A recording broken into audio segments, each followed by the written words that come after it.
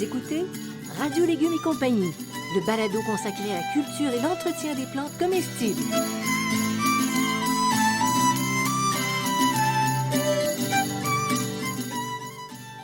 Laitue, Basilic, plantation, poivron, bleuets, pollinisation, haricots, arrosage, fraises, insectes ravageurs et maladies, concombres. fertilisation. Radio Légumes et compagnie, le balado qui vous dit tout pour cultiver et entretenir simplement les plantes comestibles de façon naturelle.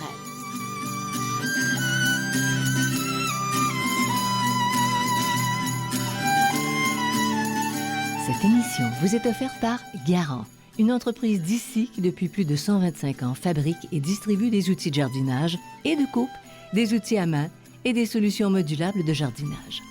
La qualité des produits Garant est une référence aussi bien pour les particuliers que pour les professionnels. Garant vous propose des outils pratiques à haute performance qui rendront votre jardinage plus facile et encore plus agréable. En vente dans tous les bons centres horticoles et quincailleries.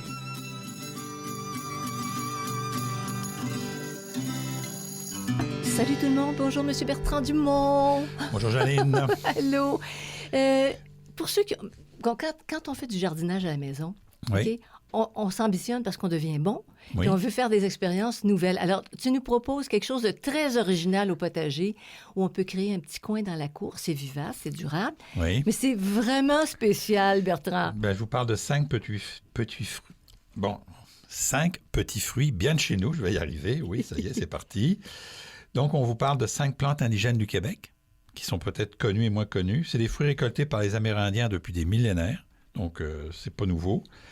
Et ceux qui connaissent le pémican, qui est un mélange de graisse animale, de viande séchée puis de baies, ces petits fruits rentrent dans cette catégorie-là. Ou encore la sagamité, qui est du maïs, du poisson, de la viande avec des baies. Donc tout ça a été séché, puis ils conservaient ça, là. Et ils conservaient ça des semaines pour se nourrir, là, parce que l'hiver, il n'y avait pas de légumes, on le sait. Au Québec, les légumes n'étaient pas forts. Donc ça peut être cultivé, donc ce sont des petits fruits qui peuvent être cultivés au jardin fruitier. Alors, puis ça, tu te fais une section dans le jardin, là, dans le potager, écoute, Oui. c'est très spécial. Puis d'abord, c'est des plantes qui résistent au froid, hein, en Oui, général. en général, oui. Alors, je donne pas ma langue au chat, notre première découverte, mais les gens vont dire, c'est connu, mais que tu puisses cultiver ça dans ta cour, ça, c'est moins connu. C'est ça. C'est quoi? C'est Les canneberges, Ah! Wataka, donc les grosses baies rouges, au goût acidulé, stimulant et âpre. Donc, c'est un taux d'antioxydants très élevé. Les effets bénéfiques, mais seulement s'il y a une consommation régulière. Il y a beaucoup de discussions autour, là, de polémiques autour de l'utilisation des baies de canneberge là, pour les maladies. Là, les spécialistes ne s'entendent pas du tout. Mais les Européens en sont friands. friands. Il y a beaucoup d'exportations Ouais. du Québec vers l'Europe parce qu'ils recherchent ça. Oui, il y a les trois Oui. plus grands pays exportateurs et producteurs de canneberge, c'est les États-Unis, le Canada et le Chili. Oui. Oui, étonnamment, ouais. ils ont commencé à le cultiver dans leurs montagnes. Et le Canada et les États-Unis, une année c'est l'un, une année c'est l'autre. Là. Ça dépend des années, là, ça dépend de la température. Donc c'est vraiment, en plus, au plan économique, il y a une valeur ajoutée à la toca ou à la canneberge. Dans le centre du Québec, c'en est une. Mais cultiver ça chez soi, c'est ça qui est formidable. Oui. Alors, à quoi ça ressemble, pour ceux qui ne C'est un connaissent petit pas arbuste ça? bas, hein? Un petit arbuste très, très bas avec des feuilles, des grandes tiges qui partent sur le sol. C'est un arbuste très rustique, zone 1, donc c'est très, très rustique. C'est environ 30 cm. Il faut savoir que ça vit en colonie. Hein, donc, c'est pas des plants... On va mettre 1 ou 2 plants dans son jardin, mais en général, quand on le trouve dans la nature, ça vit en colonie. En colonie. Mais toi, si on veut introduire ça dans notre potager Oui. ou sur notre terrain, Oui. on en met plusieurs. Bon, on peut en mettre 2-3, oui, Au moins effectivement. 2-3. Donc, mais ce que je veux dire, c'est qu'on ne s'attend pas à ce que les plants soient séparés les uns des autres. Ils vont finir par tous s'emmêler. Ça va faire une petite colonie. Donc, c'est vivace. Tu le mets à un endroit précis. C'est ça. Au Puis soleil. là, ça prend combien? Oui, Au soleil, dans un sol léger, pauvre.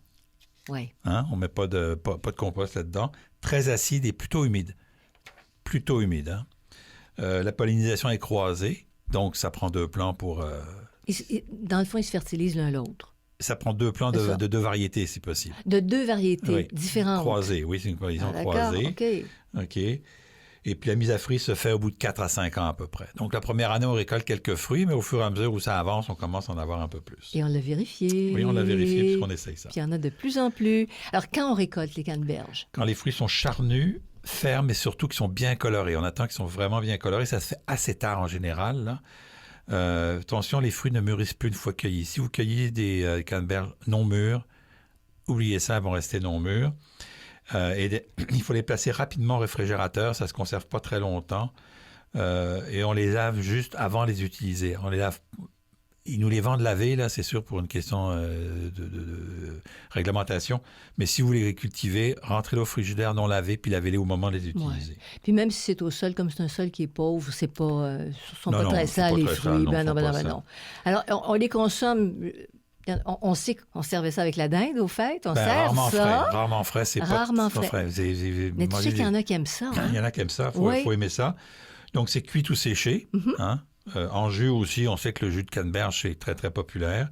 Et ça supporte très bien la congélation pour les utiliser ultérieurement. Donc, si vous n'avez pas le temps de les cuisiner ou quoi que ce soit, vous les prenez, vous les congelez, vous les décongelez, puis vous les préparez. Et je te dirais que ça facilite le séchage. Ceux qui veulent les déshydrater, là, tu les congèles, puis après, c'est beaucoup plus facile pour les déshydrater. C'est notre spécialiste de la congélation qui parle. Maintenant, deuxième proposition pour notre petit coin de terrain. Hein, avec des fruits autochtones. Des fruits du Québec. Oui, des fruits du Québec, indigènes. C'est quoi, Bertrand? Les érelles, érelles rouges.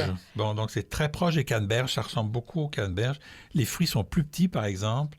Ils sont semi-juteux et ils sont très acidulés. OK? C'est très riche en composés antioxydants. C'est une très bonne source de vitamine C. Il y a aussi des fibres alimentaires, de la vitamine A, B1, B2, B3, du potassium, du calcium, du magnésium, du manganèse. Donc plein de choses. Plein de bonnes encore choses. plus que dans la canneberge. Oui, encore dans plus que le dans fond. la canneberge. Et c'est rouge, donc c'est la même chose au plan décoratif. Si l'artiste regarde son petit coin de terrain. Mais c'est là, encore plus bas. C'est un arbuste qui est encore plus bas. Okay. Et c'est un feuillage persistant. La canneberge va perdre une partie de son feuillage, mais c'est vraiment un feuillage persistant. C'est très bas, ça a à peine 20 cm de haut, et ça pousse aussi en colonie. Donc, on en met quelques-uns, là, on fait une petite talle. Ça peut servir de couvre-sol dans un endroit où on a besoin de mettre un couvre-sol. Oui. Et donc, ça, c'est un avantage. Est-ce que ça a besoin... Ah, OK, c'est ça. Donc, les conditions de culture, est-ce que ça a besoin de beaucoup de soleil? La canneberge en a besoin. Ben non, c'est justement l'érelle rouge à la mi-ombre. Donc, si on va faire un petit couvre-sol à la mi-ombre, c'est une chose parfaite. Wow. Dans un sol plus ou moins riche, léger ou caillouteux, au pH très acide, bien drainé. Je vais vous revenir à la fin sur tout, parce qu'ils se cultivent toutes pareilles. Je ne veux pas revenir sur la culture un par un. Donc, à la fin, je vais vous donner la culture pour l'ensemble. Okay? Parfait, oui. Puis, mise à fruits. Zone 0. C'est-à-dire que ça peut geler, là, mais... Zone 0, ça veut dire que c'est le Grand Nord, là. Hein? C'est ça. Zone 0. Notre zone 0, là, c'est le Nunavut, c'est dans ces régions-là. Donc, ça pousse dans la toundra. Donc, ça pousse dans la toundra. Donc, c'est des plantes qui sont extrêmement rustiques. Mise à fruits au bout de 4 à 5 ans. On considère que c'est une pollinisation auto-fertile, mais c'est mieux d'avoir une pollinisation croisée parce que ça améliore la productivité. Non, t'en as plus. Exact. Plus. Bon, alors, quand est-ce qu'on les récolte, les érelles? Hey, on n'entend pas beaucoup parler de ça. Non, c'est assez peu connu. Ah non, c'est une belle affaire, ça. Les fruits sont rouges vifs, légèrement ramollis. Très tardivement à l'automne, en général, on les laisse geler une première fois. Donc, on attend les premiers gels, puis une fois qu'ils ont gelé, là, la qualité du fruit est meilleure, il s'est ramolli. Les fruits moins les fruits sont mûrs, plus ils sont acides. Alors, il faut attendre qu'ils mûrissent. Ils sont très, très acides. Plus ils vont geler, plus ils vont devenir mous, plus ils vont être sucrés, les sucres vont sortir. Et donc, on récolte au fur et à mesure où les fruits sont mûrs. On a fait une découverte il y a quelques années, c'était de l'églantier. Ouais. C'est la même chose. Quand ça a gelé, mais c'est tellement bon. bon. Tu parles des fruits, des cynorhodons, pas tout à fait de l'églantier, c'est les rosiers rugueux qu'on prend ici, parce que les églantiers, on en trouve moins, mais c'est le même principe. C'est ça, c'est le même principe, oui. Quand ça gèle, et ça donne des goûts exceptionnels. Vraiment, j'aimerais ça essayer. Canneberge, ça va. Érelle rouge, j'aimerais vraiment ça essayer. Oui, mais il va falloir trouver un endroit pour les récupérer parce qu'on n'en a pas encore dans le jardin. Non, il n'y en a pas, c'est ça. Qui cultive ça? C'est pas cultivé, c'est récolté en nature. Là. Donc, c'est vraiment une belle expérience que tu nous proposes. C'est ça, là. C'est vraiment peu cultivé. Là. On est dans des trucs un petit peu particuliers. Là. Puis ça se consommerait de quelle façon? Alors, rarement frais, à cause de l'acidité qui est élevée. Donc, on va les cuire en coulis, en gelée, en confiture, en compote, en sauce, en chutney, en farce. Ils sont aussi pressés pour faire du jus. Okay? Ils sont aussi séchés. Donc, utilisés tels quels ou pour être hydratés. Donc, on peut soit les remanger comme ça, soit les réhydrater. Et aussi, les feuilles séchées peuvent être utilisées en infusion. Mais quand tu as un potager, tu n'as pas 200 millions de... Tu sais, dans ta colonie, tu as 2, 3, 4 plants. Oui, c'est ça. Enlever les feuilles, est-ce que ça pourrait être dommageable pour le plant? Non. Non, on peut le faire. Mais tu n'enlèves jamais toutes les feuilles. Tu enlèves toujours quelques feuilles pour ça. Il faut faire attention. Absolument. Bon.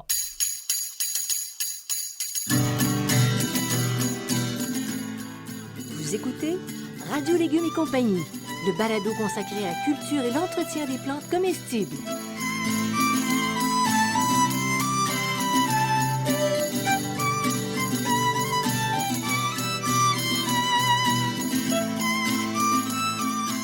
Il est temps de récolter vos fines herbes et vos légumes.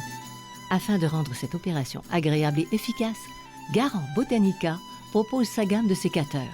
Leur poignée antidérapante et ergonomique vous procure une expérience de tout confort. Fait de matériaux haut de gamme, ces sécateurs aux lames bien tranchantes permettent de réduire la fatigue et les tensions dans les mains. Découvrez des outils pensés pour jardiner en tout confort, même dans les endroits restreints. Les outils Garant Botanica accompagnent les jardiniers dans leurs projets. En vente dans tous les bons centres horticoles et quincailleries.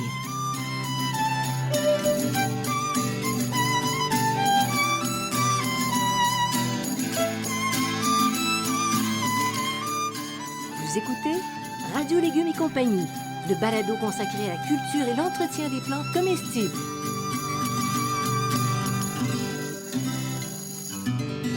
Autre découverte pour notre petit coin de jardin particulier. Ah, je trouve ça tellement le fun. La camarine noire, Bertrand. Oui, la camarine noire, c'est des baies globuleuses qui sont noires, comme le nom l'indique, qui ont un goût acidulé et résineux. C'est un goût de résineux. La camarine, on trouve ça notamment beaucoup sur les bords de l'eau. Hein. Il y en a des grandes colonies dans le parc du Bic, des camarines. OK. Parce que je vais me promener dans le parc du Bic. Il y en a dans le parc du Bic, là. Mais ça, introduire ça, il faudrait mettre ça quoi, à côté d'un petit plan d'eau?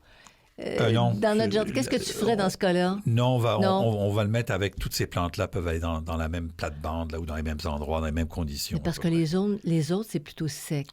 Hein? C'est celle-là est un peu... C'est sec à humide, elle est un peu plus... Elle demande un petit peu plus. Ça ne veut pas dire que quand on est sur le bord de l'eau, on est dans un endroit humide. Ça veut dire qu'elles vont subir les embruns marins sans problème. Okay. Donc, c'est cuit, ça a des arômes fruités, un goût légèrement acide, c'est astringent, avec des petits goûts de fruits. Puis c'est très, très bon, la camarine. Donc, avec des viandes sauvages, oui. Là, ça doit être très, très bon. C'est en plein ça. C'est une bonne source de vitamine C, B9 et de fibres alimentaires. Et possiblement des propriétés antioxydantes, mais ça n'a jamais été très étudié. Il faut savoir que on n'a pas de légumes au Québec. Il n'y a aucun légume qu'on a pris au Québec pour être exporté ou quoi que ce soit. Par exemple, on a beaucoup de fruits. Et donc, les Amérindiens, c'est pour ça que tout ça, les Amérindiens se nourrissaient de de ces fruits-là. C'est avec ça qu'ils se nourrissaient. Donc, il y a beaucoup de vitamine C là-dedans et c'est pour ça qu'ils arrivaient à survivre là, dans leurs conditions, très froides. Oui. Et donc, ça se conserve bien parce que effectivement, ça se sèche. Mais comme d'abord l'écorce de bouleau, tu sais, qu'ils avaient recommandé contre le scorbut, tout ça. Mais s'ils avaient les fruits, c'était pas nécessaire avec les taux de vitamine C qu'il y a là-dedans. Ils avaient compris bien avant le système canadien de machin truc, d'alimentation, que plus tu as une alimentation diversifiée, mieux c'est. Ils n'avaient pas fait de grandes études pour savoir ça, eux autres. Hein. Et ton plant de camarine noire, là, ça ressemble à quoi, le petit plant? C'est un arbuste rambant, environ 20 cm en colonie. Ça peut à peu près toute la même forme. Puis il pousse en zone 0 lui aussi. Hein? Bon. Zone très froide, au soleil, dans un sol pauvre, léger, très acide. Puis ça peut aller de sec à humide. Donc, il peut s'adapter à des conditions sec à humide et il y a une pollinisation auto-fertile. Donc, pas de problème. Un seul plant va s'auto-fertiliser, la pollinisation, mais plusieurs plants vont être encore mieux. Et tu mets tout ça ensemble? Les camerines, les canneberges, les érelles, tu pourrais mettre tout ça ensemble? Oui, c'est pour ça que je vais vous donner la culture à la fin, parce qu'on peut les mettre tout ensemble. C'est la même chose. OK. Et celle-là, la camerine, on la récolte à quel moment? Après les premiers gels, pour augmenter la teneur en sucre, on a déjà dit, puis au fur et à mesure où elles mûrissent. Okay? Donc, dès qu'elles mûrissent, on les récolte parce que il faut les récolter mûres. Oui, c'est ça, comme les canneberges, dans le fond. C'est ça, quand on attend qu'elles soient rouges, elles ne sont pas toutes rouges en même temps, puis on cueille. Et puis, on les consomme de quelle façon dans tes recherches? Toujours sous forme cuite, hein, parce que ça sont très, très astringentes. Confiture, gelée, sauce, séchée ou en tisane. ou encore mélangées avec d'autres petits fruits pour faire des sirops. Donc, elles sont mélangées avec des petits fruits aussi pour faire des sirops. Mais nos grands-parents, les arrière-grands-parents, ils faisaient ça, des sirops comme ça, Ben sur oui. les fermes. Ben oui. Ils faisaient Ben pour oui. eux, Ben avec oui. des petits fruits sauvages comme ça. Ben oui. Bon, dernière affaire, le Oui. raisin d'ours. Ben là, c'est une baie rouge écarlate et lisse. Hein? Donc, c'est un goût très astringent, une texture farineuse. Donc, je vous dis tout de suite que ça ne sera pas mangé frais. C'est riche en vitamine C, ça contient de la vitamine A. Et puis, les feuilles aussi sont utilisées pour leurs propriétés médicinales. Bon, et puis ça C'est pas la dernière, c'est l'avant-dernière. Oui, je me suis trompée. Il y en a 5 et non 4. Il y en a 5 et non 4. Mais c'est Alors, pas grave. j'espère que ceux qui nous écoutent ne seront pas déçus. Non, là. on ne C'est sera pas ça, il y déçus. en a C'est une 5. petite surprise.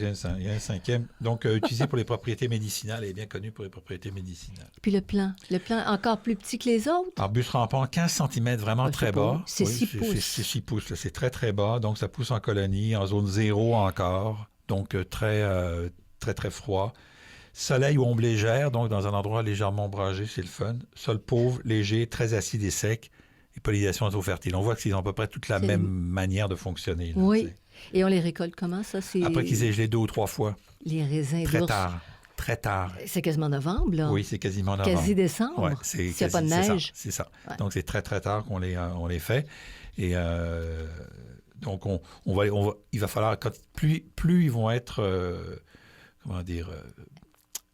mûrs, plus il va falloir les protéger parce que plus on a des amis qui vont vouloir les prendre. Ah, les oiseaux. tu parles de petits filets. On parle de petits filets, on va y revenir. Ah, ah. Donc, on les consomme, c'est pas intéressant cuit, c'est pas très bon, donc on les consomme cuits en gelée, en confiture, en sauce. Et aussi, les feuilles peuvent être utilisées pour faire des tisanes ou des infusions. C'est très intéressant.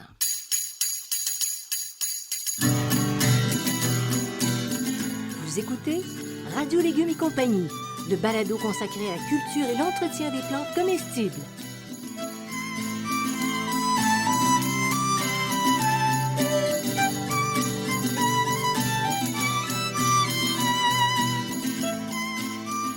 Vous êtes à la recherche de réponses sur la manière de cultiver votre potager, vos légumes et vos fines herbes? Je vous propose le Jardin potager, questions de jardinier, réponses d'un horticulteur. Dans ce livre, je réponds à plus de 1400 questions. Elles abordent aussi bien l'aménagement du potager, l'entretien du sol et des plantes que la récolte. Je réponds aussi aux questions concernant 30 légumes et plus de 20 fines herbes. Le Jardin potager, questions de jardinier, réponses d'un horticulteur, un produit 100% québécois, est en vente dans les librairies du Québec.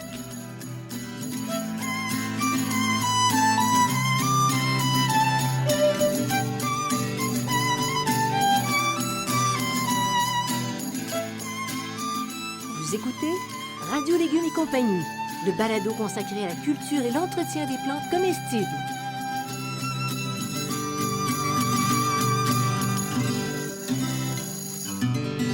OK, puis notre petit cinquième, Bertrand. Moi, je vois ça. Il va falloir que tu me parles. Ça fait presque une mosaïque. Il va falloir que tu me parles des feuillages tantôt. Le thé des bois. Ça, OK. ça a une réputation incroyable. Là. C'est une petite baie, rouge écarlate. Tu sais peut-être pas, mais on en a déjà eu dans le jardin. T'es pas sérieux? Oui, mais elles ont pas tenu le choc, là, elles étaient Non, trop à non, non. l'ombre. Mais attends, ça s'était planté seul? Et j'avais planté ça, non, Un j'avais test? planté ça le long de la haie, là, le long de la maison, mais ça n'a pas duré longtemps. là. Non. Ça a un goût de menthe poivrée, OK? Et c'est utilisé sous forme d'huile essentielle.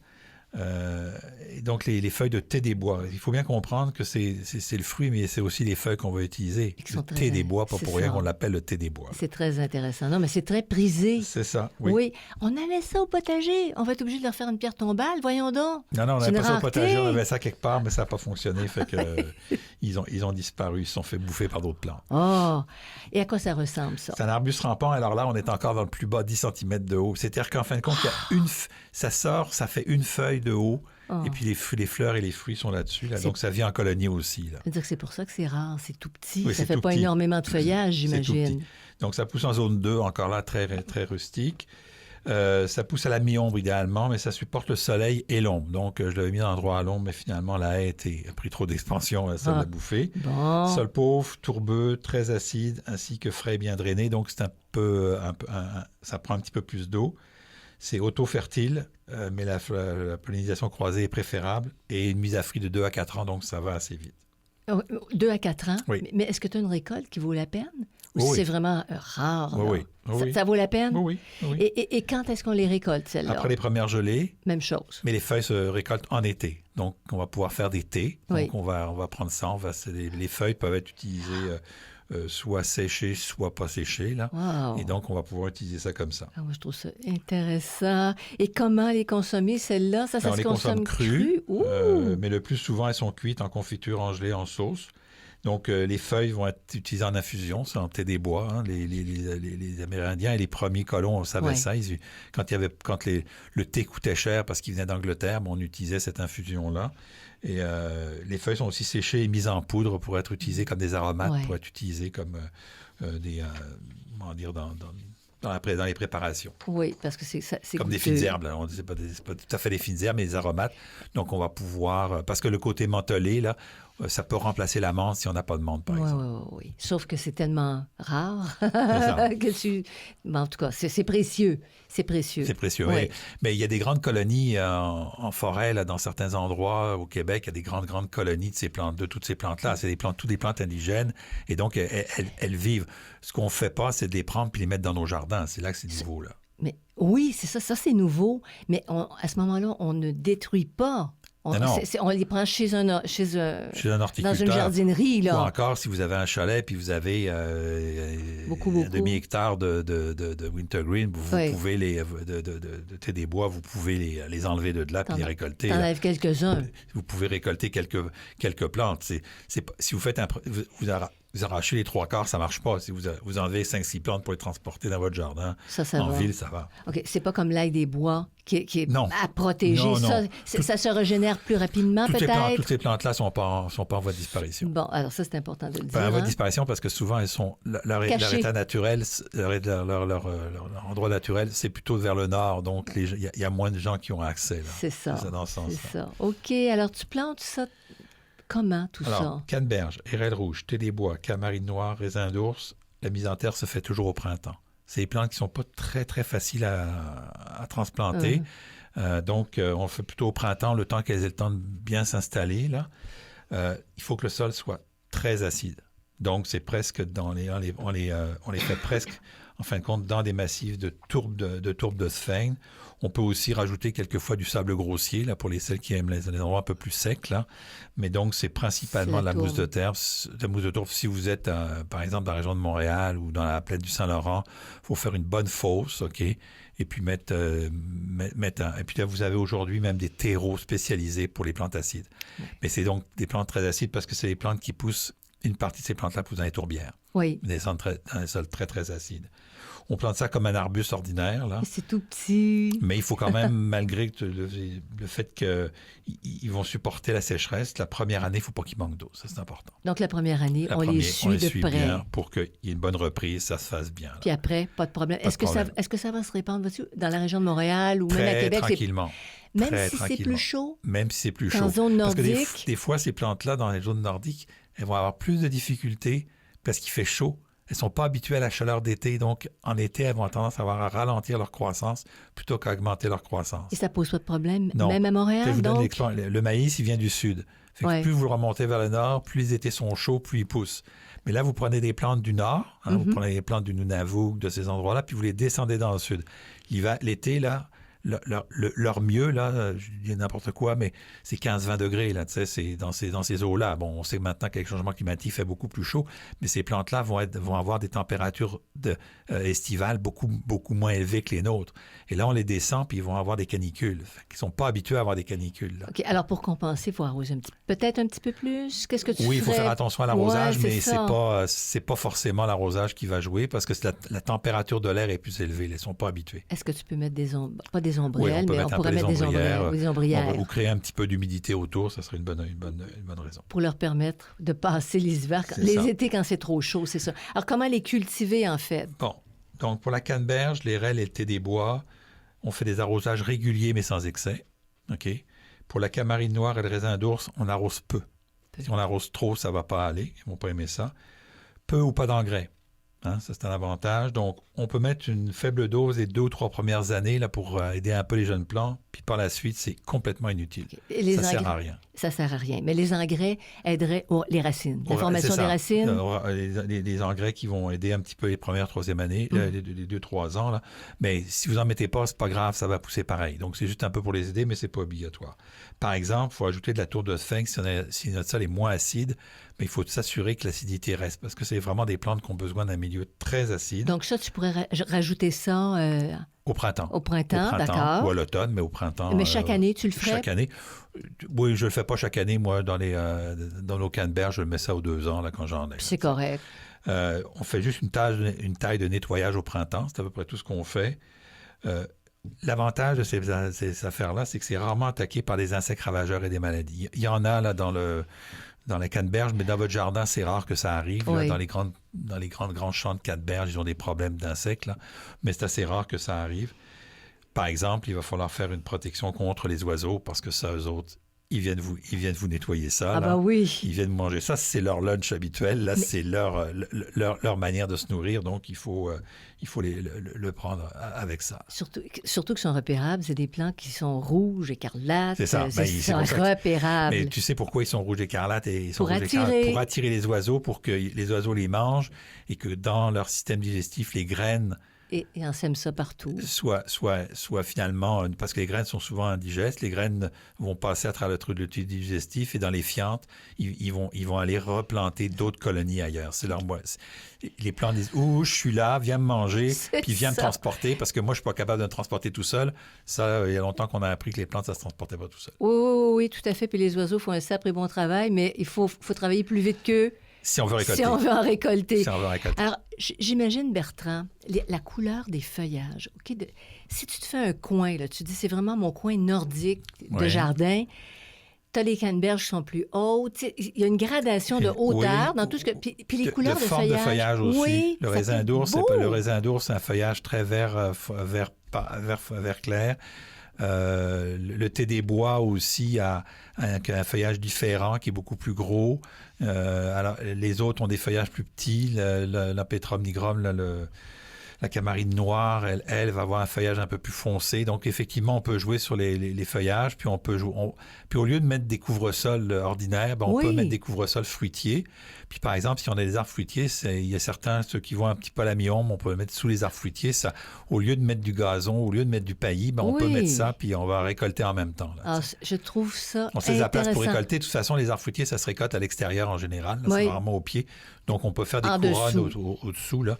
Mais effectivement, il y a toutes sortes de moyens. C'est une manière un petit peu différente d'aborder la chose. Puis tu peux faire de la mosaïque avec ça, en raison des couleurs, puis des formes, puis des différentes hauteurs. Là, quand tu les sais... On peut toujours faire des belles choses avec nos plantes. Oui, et des plantes qui nous nourrissent. Alors voilà qui fait le tour de la question. On n'invite pas les ours ni les oiseaux à aller les manger. On va s'en gaver, nous.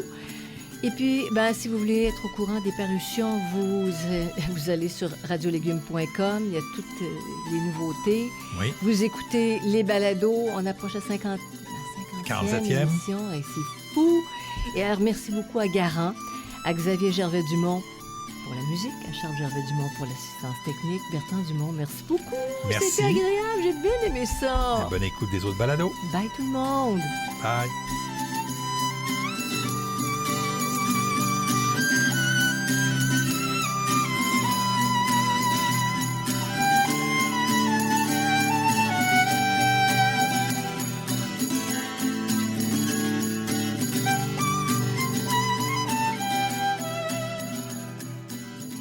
Vous écoutez Radio Légumes et compagnie, le balado consacré à la culture et l'entretien des plantes comestibles.